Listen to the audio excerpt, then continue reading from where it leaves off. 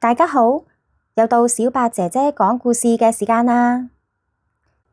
喺故事開始之前，提提大家記得訂閱我哋嘅頻道啊！小白姐姐講故事，今日我哋要分享嘅呢本圖書名字叫《鱷魚受傷了》。大家嚟睇下呢隻小鱷魚點解會受傷啦？原來大家都好怕呢隻鱷魚，呢隻鱷魚名字叫阿德啊，因為佢啲牙好鋒利噶，最重要係佢啲脾氣好差好差噶，成日發脾氣，咬爛晒啲樹枝，咬爛晒啲葉，大家都好驚佢噶。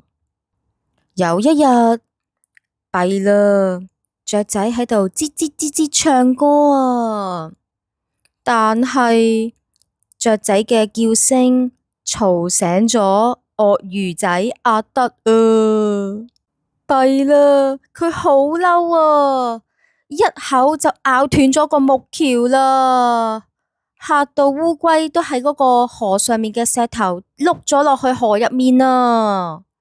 哇哦，夾夾哇哦！點知木橋一斷，啲木彈到阿德自己嘅尾巴啊！阿德受傷啦，佢嘅尾巴好痛啊，仲有一嚿好大嘅木頭紮住佢條尾添啊！佢痛到幾乎暈低喺度。喺呢個時候，雀仔請嚟咗青蛙醫生啊！青蛙醫生急急忙過嚟幫手睇睇阿德有冇事啊！點知佢一行過嚟，哇哇！阿德大叫啊！快啲幫我醫治啊！哇！佢非常兇惡咁叫青蛙醫生幫佢醫治，嚇到青蛙醫生都彈起嚟啊！所有小動物都好驚啊！跑得好遠啊，包括兔仔啦、松鼠啦、雀仔同埋馬騮仔啊。青蛙醫生話：阿德，阿德，你安靜啲，等我睇睇你嘅尾巴啦，好唔好？青蛙醫生安撫住阿德咁講，然後阿德真係安靜咗落嚟喎。跟住青蛙醫生請兔仔過嚟幫手移開木頭，再請烏龜過嚟幫手拎啲乾淨嘅水俾阿德洗傷口。阿德覺得舒服返晒啦，面上面亦都開始出現咗笑容。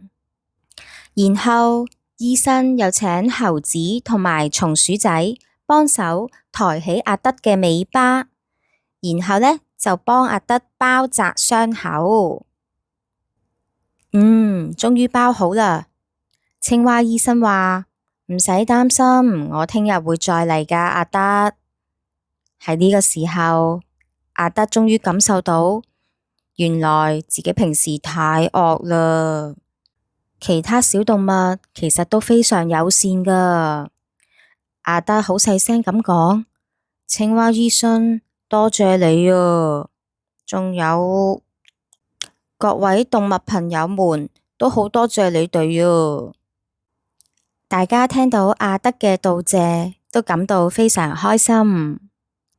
我諗從此阿德都唔會咁容易發脾氣㗎喇，因為佢都唔想再一次因為自己發脾氣而受傷㗎。